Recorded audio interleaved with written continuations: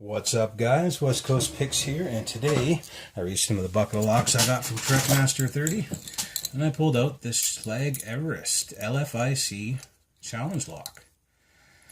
So it's pinned up by Bill Bacardi, number 14, and works pretty good. Has a slight hitch in the middle, but you know, most challenge locks do. And other than that, it works really nice. But this is an LFIC. Meaning large format interchangeable core. As you can see, it's got this little detent in the back here, and this is what allows you to put it in and out of holders. So there's like a Mortise cylinder that these will fit into, and a bunch of good stuff like that. But it requires a 7-pin key, a 7th pin that will actually actuate that at the same time. But there is a secret to getting into these every single time, if you know how. I'll show you that after I get it picked. But there's our bidding. It's pretty extreme. And the next trick is actually going to be getting this in here without binding. Yeah, it's going to bind. Won't be able to see that on camera. Let's try the back half here. Oh, this might work.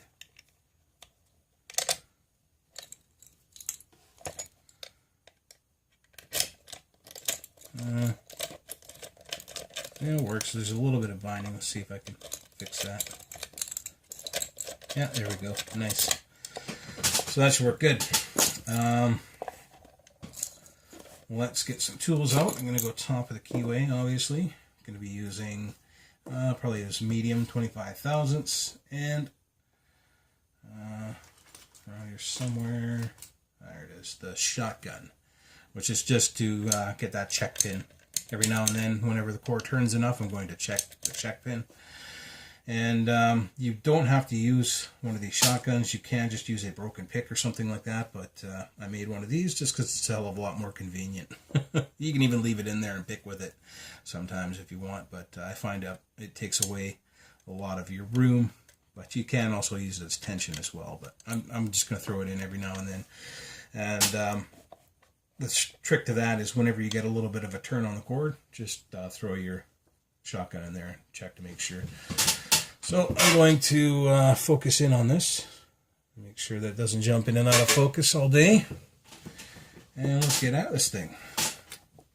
Go top of the keyway, and I'm going to try the check pin first. Just sometimes it does bind before anything. And it didn't really feel like it that time. So let's get in here.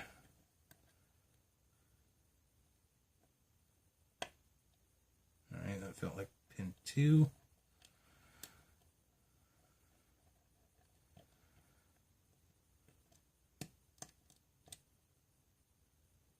Pin 6 here. Got him, a little turn on the core. I'm going to try. Didn't really feel like the check pin went yet.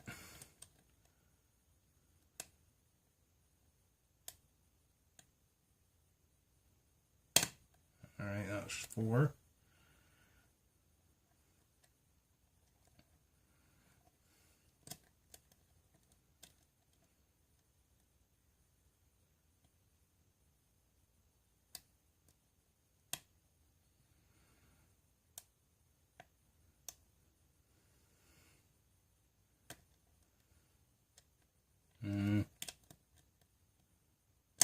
Nope. It's a bit more out of 4. Let's try the check pin again. Nope.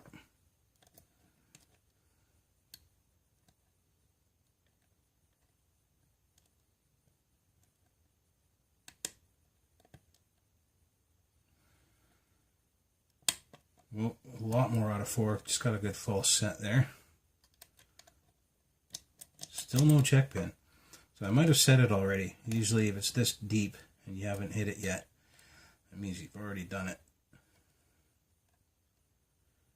I gotta be pretty close to the end here, guys. That was another little turn on the core off of 2, it felt like. Still no check pin. Oh, and then 5 and it opened. Alright, so I must have set the check pin in there somewhere. don't really know. It could have been right at the start, but obviously I did hit the check pin somewhere. And that was number 14. Not actually hard at all for a Schlage Everest. This is my first attempt on this lock, so normally about 5 minutes for a Schlage Everest challenge lock. Anyway, so now that I have this open, I was going to show you guys the trick to getting control on this every time. And remember, you have to move this actuator just like that in order to get control on this lock. So to do that, once you've picked it, you just turn it all the way over, drop your key pins down into the bottom of the plug there, or sorry, your driver pins down at the bottom of the plug, and then find a nice deep hook out of your collection, this guy here. And if you see this ring right here that actually holds that actuator, at the top of that ring, which is why you got to turn it 180, so you can access it, the top of that ring actually has a little cutout in it, which you can get your pick up in there and move it over. So you just slide your pick all the way to the back, you feel it drop in, and then, as you can see, you can just move that actuator by twisting your pick. So you would just put it in there, lift up, find that hole, turn it, pull it out, and now you have control. Pretty easy to do once you've picked it. It's picking it that's the hard part usually. Usually. It wasn't that hard this time, but now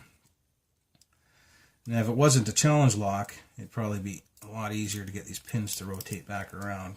But being a challenge lock, depending on what's in here, it felt like it opened on a T-pin, so it might be a little bit of a beast to get these key pins or these drivers back high enough so I can get the lock again, or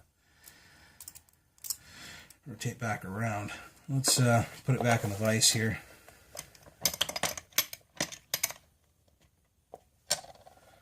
Not always the best thing to do with a challenge lock, but I had to demonstrate it nonetheless.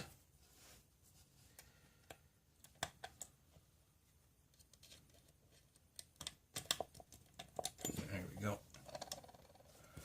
A lot easier to do it when it's in the vise or the door or whatever. Alright, so we got her open.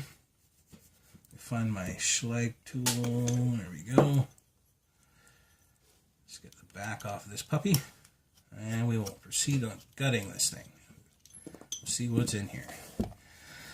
While I'm doing this, guys, if you guys haven't checked out Trekmaster 30 yet, you should head on over to his channel and subscribe.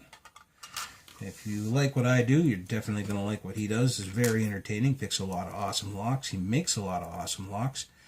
And awesome picks and stuff, too. He just sent me a bunch of picks. A very, very cool guy. And very generous. And someone that you want to know in this community. Let's cut this lock here.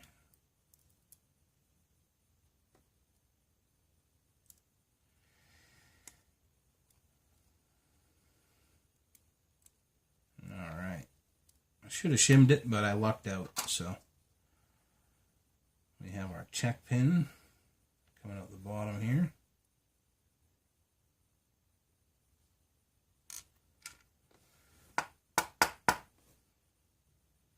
And the spring doesn't want to come out. I don't want to lose it, so let me grab the pick here, pull it out. There we go. So, let's see what he put in here. Spool,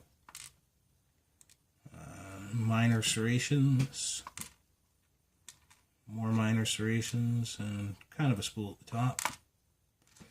Standard. A spool. I guess these are supposed to be overset traps, but they're not very sharp and they're not very close to the top. Most overset traps have to be really close to the top and very sharp. And maybe even a bit of a reduced diameter for them to be effective. And serration on the back there. There's our control pin on 7 there. As you can see, it's off to the side and a little bit smaller than the rest of them. We have threading It's kind of minor threading. It looks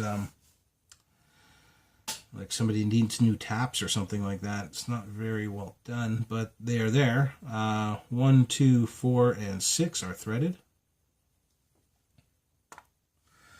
And let's see what's up top here.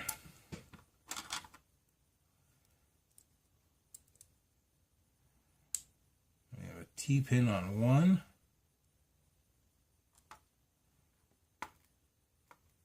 Almost like a wedding cake, but not really. Somewhat. Another T-pin on 2.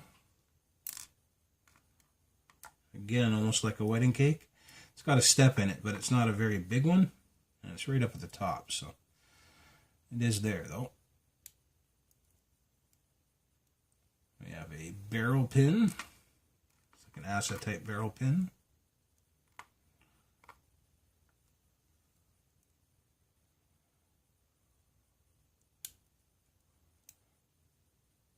Another ASA-type barrel pin.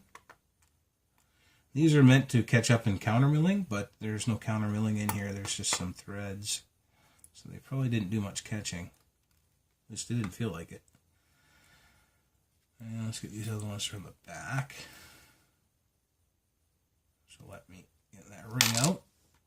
The ring and the pin for the control. And 6 is another T-pin.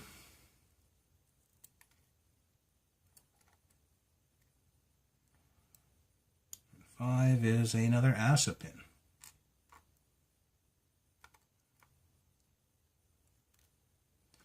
All right. So not too shabby. Nicely put together anyway. Did work. So didn't offer much resistance to me. I might have been lucky. But, you know, basically there's not much for security pins here. Like T-pins kind of act the same as regular pins. You just got to push them up, and there's no spools or massive serrations or anything up top. So yeah, it might be why it was a little easier than normal, but still a fun pick. Let's see what he put in here, guys. Schlage Everest. All right. So on the bottom, we have a spool. A serrated, very lightly serrated there. It's not too major. And then kind of a deep serration with a couple shallower serrations below it on 3, standard on 4. Another keep-in spool on 5, and very, very light serrations there on 6. You can almost not even see them. Up in the drivers, we had kind of a Christmas tree, not really. Not really a wedding cake. It's more like a T-pin with a single step in it. On 1 and 2. 3 is a ASA type barrel spool. Same as 4. Same as 5. And then 6 was a T-pin. So, yeah, that's what was in number 14 by Bill Bacardi. So, thank you, Trekmaster30, for sending this lock out to me and to the community. And thank you all for watching. Later, guys.